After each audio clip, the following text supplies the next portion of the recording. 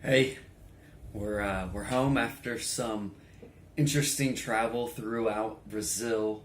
2 days before we left Rio de Janeiro for the town of Paraty, there had been some heavy rainfall, possibly a tropical storm that had hit the area. The roads were blocked from mudslides and had been closed for several days, and they were just opening the roads back up again as we drove from Paraty back towards Rio. Before returning to Rio, we wanted to visit Ilha Grande, Big Island. There were several points, though, along this route that were just at a traffic standstill for like 45 minutes. Cars would be lined up for miles, and you'd just be sitting there wondering what was going on. Our 2 hour drive ended up taking almost 4.5 hours to get from Paraty to Cancache de Jacarai as we passed through all of these mud-soaked roads. But we finally made it to this town on the coast. There's not much to, I don't know if I'm saying it right, Cancache de Jacarai, but some guy when we arrived waved us into a parking spot. Who knows if it's his parking lot that he owns, but he charged us the equivalent of $6 US to park. He also helped us find some guys that were loading a boat up, and they charged us $20 US each for the roughly 20-minute ride over to the island. They had a boat full of food to deliver to the island, so we really made their day, I'm sure, with this bonus payout. They did offer us fruit from the delivery crates, and one young guy made Ali some super ridiculously sour drink. So we land on the island, and there's no power. The storms hit the island really good too, which I guess makes sense. Many hotels and a handful of the restaurants had generators, though. We paid $50 US per room for 2 rooms. Got a late lunch at one of the few places that was open, then went exploring. Ilha Grande is pretty big. It's like 193 square miles of beaches and trails and jungle. And but because of the storms, very little of this was accessible by foot from the main port town, Via de Abreu. Our original plan was to spend 2 nights on the island, but it just made sense to only do one night. If we had a lot more time to travel through Brazil, then I would have loved to have spent 3 or 4 days on Ilha Grande, assuming all of the trails and the beaches were available and open.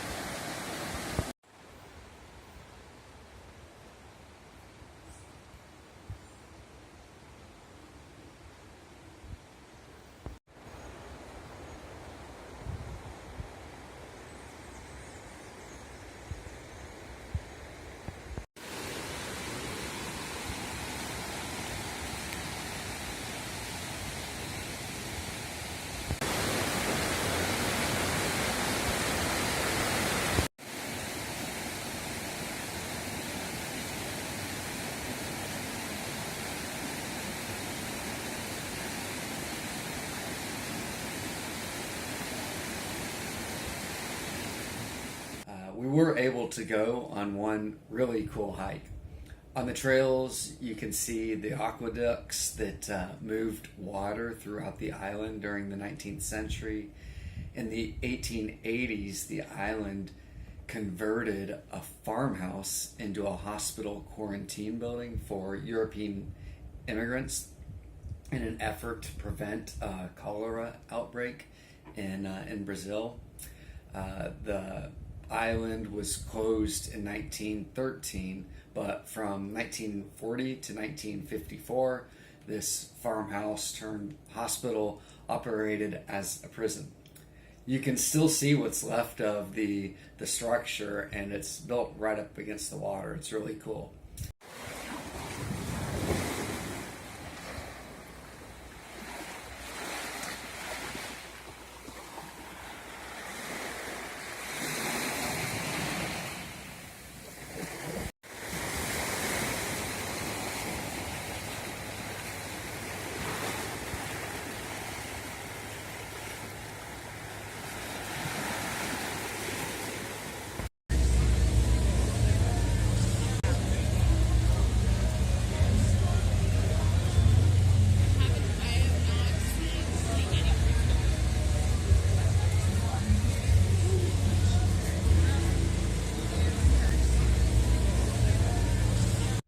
The following morning, we ate breakfast at the same place we had eaten lunch at the previous day, as we couldn't find any other place open for food.